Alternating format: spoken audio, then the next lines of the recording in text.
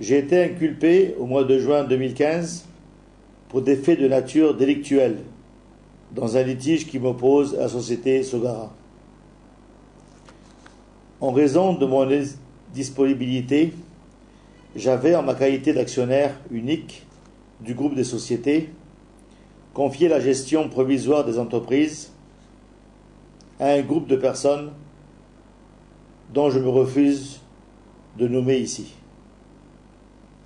Malheureusement, en plus de la gestion calamiteuse qui a été menée pendant mon absence, des détournements massifs de fonds et de matériel roulant ont été constatés. À cet effet, j'ai déposé plusieurs plaintes, tant devant le juge d'instruction que devant diverses unités de police, contre les auteurs de ces actes, avec preuve à l'appui. À ce jour, aucune suite n'a été donnée, d'où toute ma désolation. Afin d'éviter aux sociétés une fermeture immédiate, j'avais nommé mon épouse à la tête du groupe des sociétés Robert. Malheureusement encore, cette dernière a été paralysée dans son élan par un groupe de personnes se présentant comme des délégués du personnel, mais dont visiblement la mission était de couler les sociétés.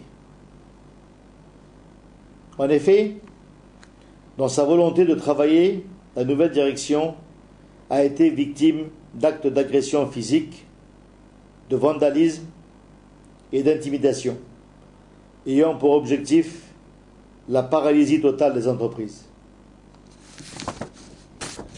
Là également, des plaintes ont été déposées contre les auteurs de ces actes, sans que ces derniers ne soient inquiétés outre mesure.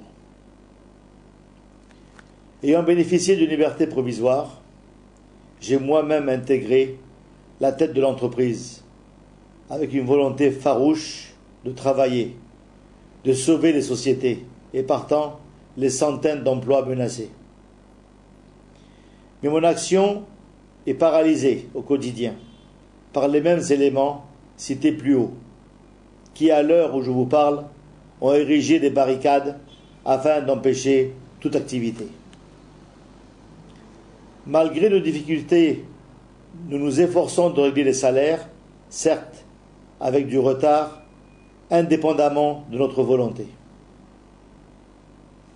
Nos demandes de licenciement économique, de congés techniques, voire même de licenciement des auteurs d'actes d'agression physique des membres de la direction sont systématiquement rejetées sans la moindre explication rationnelle. Des salariés ayant été licenciés refusent de quitter les entreprises sans aucune crainte. Si cette situation persiste, les sociétés se dirigent inexorablement vers une faillite certaine.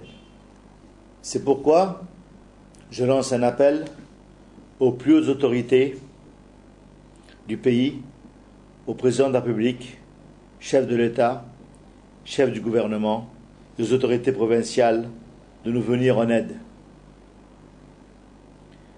Il en va de la vie d'un groupe, de la vie d'un groupe d'entreprises gabonaises, deuxième employeur de la ville de Port-Gentil, voire même de la province, qui ne demande qu'à travailler, sauver des emplois et participer au développement du pays.